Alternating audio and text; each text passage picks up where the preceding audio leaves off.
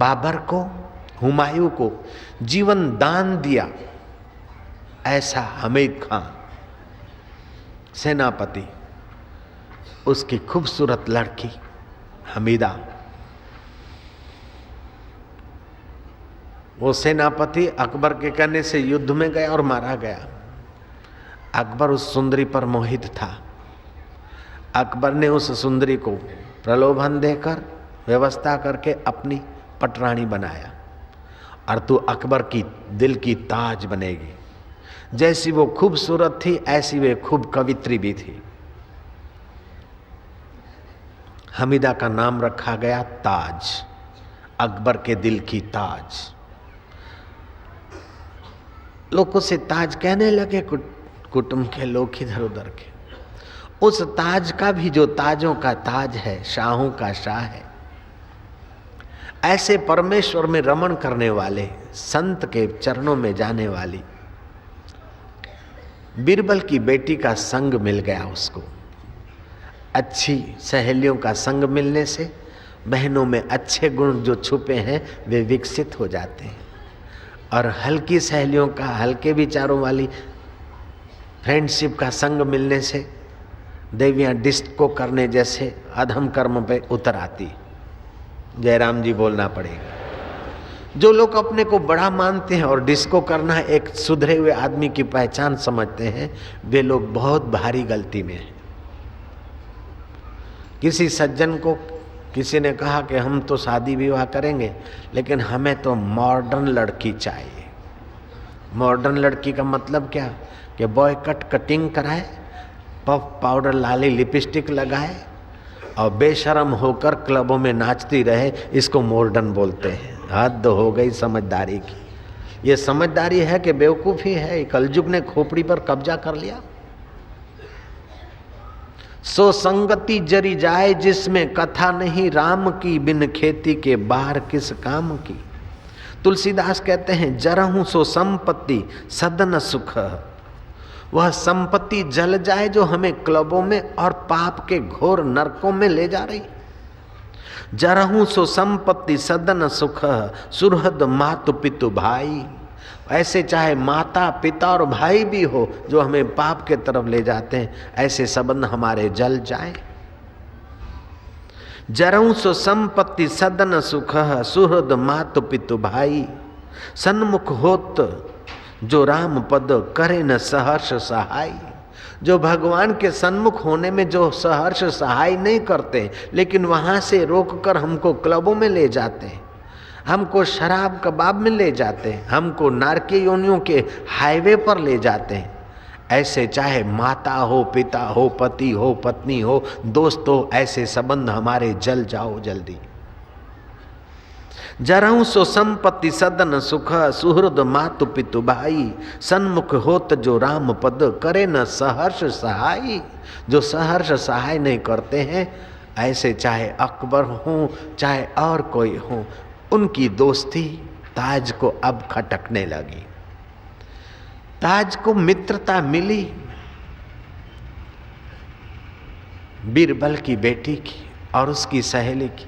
बीरबल की बेटी संत विट्ठल दास के चरणों में जाती आती थी।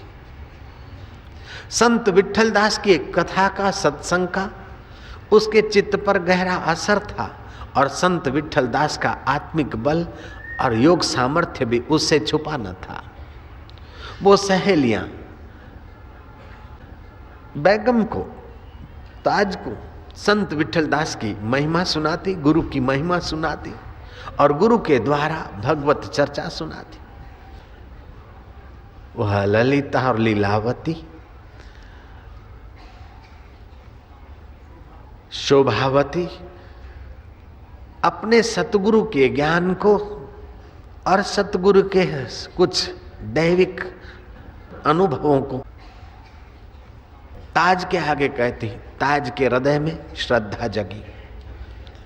श्रद्धा तो जगी, लेकिन ताज ने मांग की, अगर तुम्हारे गुरु इतने महान हैं तो मेरी एक ख्वाहिश पूरी कराओ। तुम गुरु विट्ठल दास को मेरे तरफ से प्रणाम करना और मेरे लिए तावीज बनवा के आना। ताकि और रानियां मेरे को देखकर जलती है, मेरा पूरे घर में रुबाब हो। स्त्री चाहती है कि मेरे चले, पति मेरे कहने में रहे। स्त्रियों में एक खासियत होती है कि दो चीज एक साथ चाहती। जयराम जी की, जयराम जी तो बोलो मैया, तुम्हारी खासियत बताने जा रहा हूं। जयराम जी की दो बात एक साथ चाहेगी। स्त्री चाहेगी कि मेरा पति हो मर्द, हिम्मत वाला, शेर हो शेर, और फिर ये भी चाहेगी कि मेरे कहने में चले। अब शेर है, मर्द है, हिम्मत वाला है, तो कहने में कैसे चलेगा। और पुरुषों में भी एक खासियत है कि मेरी इस औरत तो हो बस अप्सरा जैसी, और मेरी आज्ञा में भी चले, और कोई उसके सामने आंख उठा के ना देखे। जब अप्सरा जैसी होगी तो आंख उठा के कोई न देखे। भाइयों में भी खासियत होती, एंटी विचार करते हम लोग। दूसरा ये भी होता है कि मैं ऐसा सज्जन बनूं, ऐसा महान बनूं कि लोग मुझे याद करें, देखते रहें। और साथ साथ में वो भी चलता है कि ये भी खा लूं, ये भी भोग लूं, ये भी कर लूं, ये भी कर लूं, शैतान के काम भी साथ में करता जाऊं और महात्मा भी बन जाऊं। बिन कमाई नान का मुझे साधन जेड़ो कर। जब एक इच्छा पूरी होती तो दूसरी खटकती, दूसरी पूरी हो तो पहली खटकती है। इसलिए उस इच्छा को ही छोड़ो, तेरी मर्जी पूर्ण हो, जो तिद भावे सोई भली कार। परमात्मा मुक्त है तो दूसरे को मुक्त करेगा। जुआरी जब दूसरे को जुआरी बनाने में उसको मजा आता है, शराबी को शराबी बनाने में मजा आता है, भक्त को दूसरों को भक्त बनाने में मजा आता है, तो ब्रह्म को दूसरों को ब्रह्म भाव में जगाने में आनंद आता है। तो आप ईश्वर के आनंद में सहमत हो जाइए, ईश्वर की मौज में आप अपनी मौज मिला दीजिए, देखो फिर कैसा मजा आता है। वो मुक्त आत्मा है, ज्ञान स्वरूप है, आनंद स्वरूप है। जो ज्ञान स्वरूप है, आनंद स्वरूप है, मुक्त आत्मा है, परमात्मा है, तो उसकी मौज तुम्हारी मौज हो जाने दो, क्या फर्क पड़ता है। हम चाहते हैं कि मिले तो भगवान, रहे तो सुखी, ज्ञान भी रहे, मुक्ति भी रहे, आनंद भी रहे, लेकिन वासनाएं हल्की हमारी पूरी होती रहे, इसी में गड़बड़ होती है। मेरी हल्की वासना पूरी न हो, मेरा हो सो जर जाए, हरि का हो सो रह जाए। मेरी जो कामनाएं, इच्छाएं, वासनाएं वो जल जाए, और भगवान की जो इच्छा है वही पूर्ण हो जाए, तो मैं भगवान स्वरूप हो जाऊंगा, ब्रह्म स्वरूप हो जाऊंगा। सो साहिब सद सदा हजूरे, अंधा जानत ताको दूरे। तुलसीदास जी कहते हैं, घट में है सूझे नहीं, नालत ऐसे जिंद, तुलसी ऐसे जीव को भयो मोतिया बिंद। ये भीतर की आंख का मोतिया बिंद है।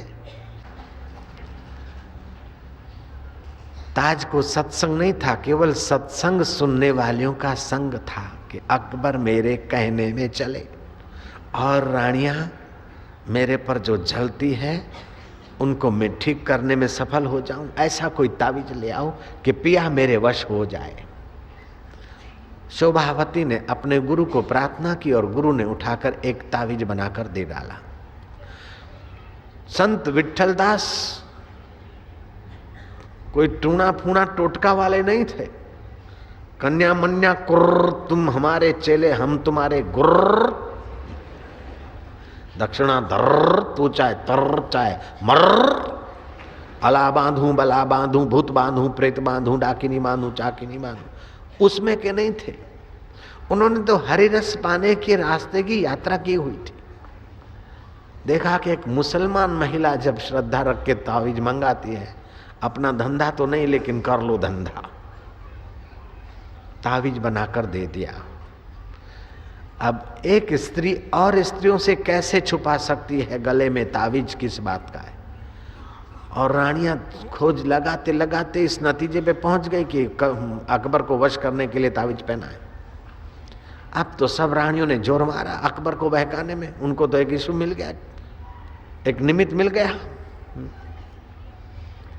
यहां तक कि हिंदू रानी जोधाबाई वो भी विरुद्ध हो गई और अकबर को खूब चढ़ाया भिड़ाया। अकबर ताज के एकांत कमरे में गए, इधर उधर की बात शुरू करके फटाक से आए, ये ताबीज किस बात का है?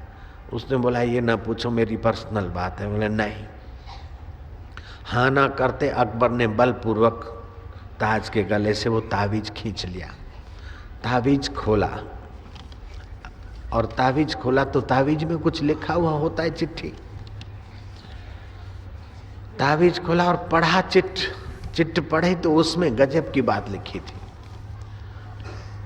उसमें यह नहीं लिखा था कि अकबर वश हो जाए, अथवा जो टूना फूना टोटका वाले लिखते हैं तांत्रिक लोग, ऐसा कोई भाषा नहीं थी। उसमें तो सत्य की दुहाई थी। लिखा था टूना फूना टोटका, टूना फूना टोटका सभी दीजे धोई, पिया कहे त्यों कीजिए आपे ही वश होए। टूना फूना टोटका सभी दीजे धोई, पिया कहे त्यों कीजिए आपे ही वश होए। ये टूने फूने टोटके धो डालो, पति कहे उस प्रकार की उनकी सेवा करो, अपने आप वश होगा। जादू की लकड़ी घुमाकर पति को वश करना चाहे वो महिलाओं का दुनिया अलग होता, और पति के भीतर छुपा हुआ परमात्मा है, उसकी प्रसन्नता मेरी मुक्तिदायी है। ऐसे भाव से जो सेवा करती है वो तो सत्यां कही जाती है, साध्वियां कही जाती है, देवियां कही जाती है। अकबर पर इसकी बड़ी भारी असर पड़ी। अकबर ने कहा गजब है ये हिंदू संत, तावीज तो दिया है लेकिन सत्य लिखा है। तेरी फेवर में भी मेरी फेवर नहीं की, सत्य की बात लिखी। बोले जब इतने सत्य लिखने वाले और कहने वाले संत हैं तो आप मुझे इजाज़त दीजिए और आप स्वयं मुझे वहाँ ले चलिए, मैं उनका दीदार करना चाहती हूँ। अकबर को उसने तैयार कर लिया और अकबर विट्ठल दास के दर्शन करने को आए। आगरा से मथुरा में 60 किलोमीटर का अंतर था, 40 माइल भी नहीं पूरा। ताज ने कहा मैं इनसे दीक्षा लूंगी। दी माना देने का सामर्थ्य, क्षा माना पचाने का सामर्थ्य। जो प्रेम करुणा भक्ति शक्ति मुक्ति पुण्य दे सके वो दी, और जो दुख दरिद्रता पाप ताप को विनाश करके इन चीजों को पचाने के लिए तत्पर हो जाए वो क्षा। गुरु की करुणा कृपा और देने की योग्यता और शिष्य की श्रद्धा भक्ति और पचाने की तत्परता, इन दो के मेल को दीक्षा बोलते हैं। जयराम जी की। कुछ तंत्र शास्त्र में और शास्त्रों में तो यहाँ तक लिखा है जो अदीक्षित है उसका अन्न और उसका जल लेना खाना भी पाप है, यहाँ तक लिखा है। जो निगुरा है उसका संग नहीं करे, ऐसा भी है। निगुरे का नहीं कोई ठिकाना, 84 में आना जाना, यम का बने मेहमान, सुन लो चतुर सुजान, निगुरा नहीं रहना। ये कबीर जी ने कहा है। कबीर इतने सत्यवक्ता थे कि पंडितों को, काशी में पंडितों का गढ़ है और काशी में पंडितों को रोकड़ी सुनाने वाले कबीर है। पंडित वाद वदंती झूठा, पत्थर पूजे हरि मिले तो मैं पूजूं पहाड़। भगवान में श्रद्धा चाहिए, खाली ऐसे पूजा करो और ये धरो वो धरो, इससे थोड़े कुछ होता है। राम कहे राम रीठा तो मिश्री कहे मुंह मीठा, पंडित वाद वदंती झूठा। राम राम करो, ये धरो वो धरो। अगर राम कहने से राम दिख जाता है तो मिश्री कहने से मुंह मीठा हो जाना चाहिए। ऐसा बिल्कुल क्रांतिकारी वचन बोलने वाले पुरुषों में से कबीर है। ऐसे कबीर बोलते हैं, यह तन विष की बेलरी गुरु अमृत की खान। खाओ तो मलमूत्र बन जाता है। मिठाइयों की दुकान पर तुमने देखा होगा कि दिवाली के 2 दिन पहले करोड़ों रुपए की मिठाइयों पर अगरबत्ती होता है, और दिवाली के 2-4 दिन बाद मिठाइयाँ ऐसी जगह पर पड़ी होती है कि वहाँ से गुजरो तो नाक दबोचना पड़ता है। मिठाई ने क्या कसूर किया? केवल तुम्हारे शरीर से पसार तो हुई, और क्या किया बेचारी ने? तो ये शरीर तो खाद बनाने की फैक्ट्री है, अगर नहीं पचा तो जहर बना देता है, एसिडिटी एसिड हो जाता है। यह तन विष की बेलरी गुरु अमृत की खान, सिर दीजे सतगुरु मिले तो भी सस्ता जान। कबीर जी ने कहा है मैं गुरु के पास से दीक्षा लूंगी। अकबर राजी हो गया। उस ताज ने दीक्षा ली और दीक्षा से जो मंत्र मिलता है, शुद्ध हृदय से, स्वच्छ हृदय से, सिद्ध हृदय से जो मंत्र मिलता है, तो उस मंत्र का भी अपना विशेष प्रभाव होता है। जैसे किसी किसान के यहाँ से ठीक से बीज डेवलप मिला तो मेरे खेत में भी अच्छा हरियाली हो सकती है, अच्छे फल फूल पनप सकते हैं। अगर अनडेवलप है बीज तो मैं कितना भी खाद पानी दूं तो बीज का प्रभाव अनडेवलप है तो खेत पर वो असर होगी। ऐसे जितने उच्च कोटि के महापुरुष होते हैं उतना ही उनके द्वारा दीक्षा शिक्षा का प्रभाव बढ़ जाता है। एक चपरासी तुम्हारे यहाँ आकर चाय पिए तो उसका फायदा होगा कि तुम्हारा कहीं फाइल होगा तो हटाकर फाइल चलकर ऑफिसर की टेबल पर पहुंचेगा। लेकिन राष्ट्रपति तुम्हारे द्वार पर एक प्याला पानी भी पी लेता है तो उसका प्रभाव बहुत बढ़ जाएगा। जयराम जी की। ऐसे ही राष्ट्रपतियों का राष्ट्रपति जो परब्रह्म परमात्मा है, उसमें जो ब्रह्मवेता जगे हैं और ऐसे पुरुष अगर कोई मंत्र दे देते हमारे कल्याण की भावना से प्रेरित होकर करुणा कृपा करके, तो उस मंत्र में, उस साधन विधि में, उस मार्ग में बहुत सारी हमें मदद मिलती है। भगवान राम के गुरु वशिष्ठ थे और भगवान कृष्ण के गुरु सांदीपनी थे। गुरु की दीक्षा के बाद ताज के हृदय में वो रंग जमा। अब ताज ये नहीं चाहती कि मैं पटरानी दिखूं, अरे ये शरीर मिथ्या है और इस हाड़ मांस को, इस चमड़े के शरीर को कब तक चाटते चूसते एक दूसरे का सत्यानाश करेंगे। ताज के हृदय में वह ज्ञान का दिया जगमगाने लगा, ध्यान करने लगी, जप करने लगी, बुद्धि शुद्ध होने लगी। अकबर को कंपनी देने में अब ताज उतनी उत्साहित नहीं रहती थी। धीरे धीरे अकबर का मन और रानियों पर घूम गया और ताज फ्री होती गई। और ताज ज्यों फ्री होती गई काम विकार से, त्यों भगवान में मन लगता गया। जैसे नाव नाविक को ले जाती और नाविक नाव को ले भागता है, ऐसे जितना जितना संयम उतना उतना भगवान में मन लगता है और जितना जितना भगवान का रस आने लगता है उतना उतना काम का आकर्षण, विकारों का आकर्षण मिटने लगता है। ताज को ऐसा रंग लगा कि भोग का खंड अब योग का मंदिर बन गया। वो ठाकुर जी श्री कृष्ण की पूजा करती है। एक टक भगवान को देखते देखते उसके अंतःकरण में अष्ट सात्विक भाव उत्पन्न होते हैं। कभी कभार वो अपने कमरे में नाचती है, कभी गाती है, कभी रोती है, कभी हंसती है। आदि पुराण बंगला भाषा में है। जयराम जी की। बंगला भाषा में आदि पुराण का एक श्लोक है, गीत्वा च मम नामानि, गीत्वा च मम नामानि नर्तन्ते मम सन्निधौ, नर्तन्ते मम सन्निधौ, इदं ब्रवीमि ते सत्यम कीर्तो अहम तेन चार्जुनाः। जो मेरे नामों का गान करता हुआ मुझे अपने समीप मानकर नाचता है, मैं तुझे सत्य कहता हूं अर्जुन, मैं उसके द्वारा खरीद लिया गया हूं। जो मुझे अपने निकट मानकर मेरे आगे कीर्तन करता है, नाचता है, गुनगुनाता है, मैं उसके द्वारा खरीद किया गया हूं अर्जुन, मैं तुझे सत्य कहता हूं। ये आदि पुराण बंगला भाषा में लिखा गया है। जयराम जी की। महाराज वो श्री कृष्ण का कीर्तन करती और कृष्ण को आठवें अरस पे नहीं मानती थी। खुदा सातवें आसमान में है, ये भ्रांति उसकी टूट चुकी थी। अमीदा की, ताज की, कृष्ण यही है, मेरे महल में ही है, मेरे पास है, मेरे साथ है। वो नाचती गाती, कीर्तन करते करते, नाचते गाते गाते फिर कभी कभार शांत हो जाती। सत्संग के बाद भी कीर्तन करना चाहिए और कीर्तन के बाद थोड़ा शांत होकर बैठना चाहिए।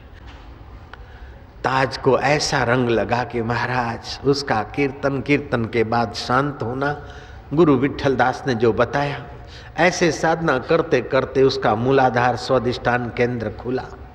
उसके अंदर सत्य संकल्प सिद्धियां आई, कभी प्रकाश दिखे, कभी महसूस करे कि ये रहे कृष्ण। अब तो अकबर ने मुंह मोड़ लिया। वो कवित्री कृष्ण की भक्ति में खोई जा रही है और अकेलापन मिलता है तो भक्ति का सातत्य चलता है। आप 12 वर्ष मनमाना दुकान पे घर में जाओ और रोज पूजा पाठ करो, उसका प्रभाव एक तरफ, और आप 12 दिन लगातार किसी मौन मंदिर में बैठ के साधना करो तो 12 वर्ष से वे 12 दिन आपको बहुत आगे ले जाएंगे। 12 दिन तो क्या, 3 दिन की शिविर लगती है, 4-4 घंटे, 12 घंटे भी ऐसा अनुभव करा देते कि पिछले 12 वर्ष की मनमानी जो खिचड़ी है उससे हमारे 12 घंटे बहुत आगे की खबर दे देते। ताज को ईश्वर में ऐसी प्रीति हुई कि वो कभी कभार चौरस लेके बैठ जाती और कन्हैया को दूर नहीं मानती, मेरे सामने है मेरे नंदलाल। कृष्ण के साथ वो चौरस खेलती। शुरू में तो भावना से खेली, लेकिन भाव इतना दृढ़ हो गया कि श्री कृष्ण को प्रकट होना पड़ा। जय राम जी की। कृष्ण कन्हैया लाल की। कभी कभार वो भक्तानी के भाव की दृढ़ता से कुछ लोग जो है ना करके गिर जाते, वो ऐसा भाव नहीं होना चाहिए। जय राम जी की। सत्संग में जरा बैलेंस संभाल के बैठना चाहिए। ऐसा ना भाव की बात सुनी तो चलो अपने भी यूं करो, ये करने से नहीं बनता भांजे। तो अब तो बार बार श्री कृष्ण के उसे दर्शन होने लगे। एक दिन ताज ने जहां मोहब्बत जोर पकड़ती वहां शरारत का रूप लेती। एक दिन ताज ने श्री कृष्ण को उल्हावना दे दिया, मैना मार दिया। ऐसे तो क्या तुम मर्द हो कि औरत से सदा हारते ही चले जाते हो, जब आते हो और हार के चले जाते हो। कृष्ण ने कहा, मेरे भक्तों की जीत मुझे बहुत प्यारी है। मेरे भक्तों के आगे मैं हार जाता हूं तभी मुझे हार का दुख नहीं, अब उस हार का भी मुझे आनंद है कि मेरे भक्त तो जीते नहीं।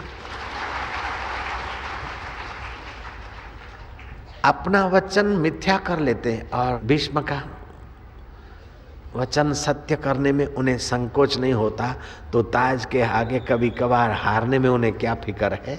वो तो समझते कि हार और जीत ये माया मात्र है, इस माया में ये प्रसन्न होकर माया के पार होता है, तो मेरे हारने में बिगड़ता भी क्या है। बाप बेटे के आगे हार जाता है, मेरे बाप तो चुप रहे, तुझे ला दूंगा, बैठ मेरे कंधे पे। और बाप की टोपी उठा के बेटा फेंक देता है तो क्या बाप उसके हाथ कटवाता है?